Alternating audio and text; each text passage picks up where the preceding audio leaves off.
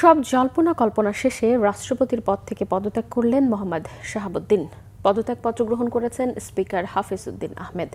পদত্যাগের কারণ হিসেবে শারীরিক অসুস্থতার কথা উল্লেখ করেছেন শাহাবুদ্দিন।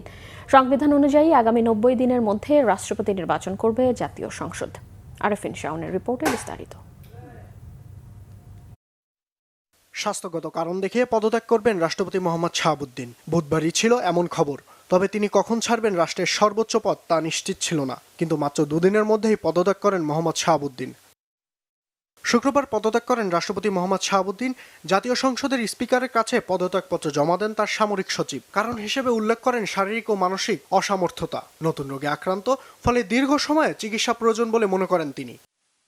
2024 সালের 5ই আগস্ট শেখ হাসিনা পদত্যাগ করার পর থেকে ব্যাপকভাবে দাবি উঠতে থাকে রাষ্ট্রপতির পদ থেকে শাহাবুদ্দিনের পদত্যাগ বা অপসারণের বিষয়টি। জুলাই বিপ্লবে অংশগ্রহণকারী শিক্ষার্থীরা তার অপসারণের দাবি জানান, কিন্তু সে যাত্রায় টিকে যান শাহাবুদ্দিন।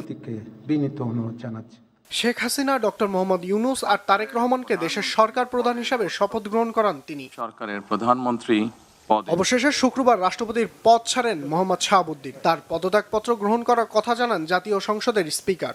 রোজ শুক্রবার অপরাহ্ন 5:01 আমার নিকট পদত্যাগপত্র দাখিল করেছেন।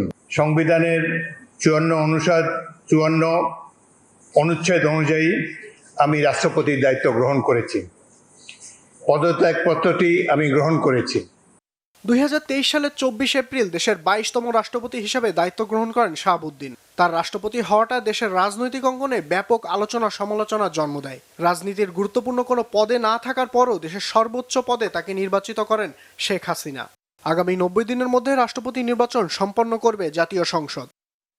আরেফিন শাওন, বাংলা ভিশন, ঢাকা।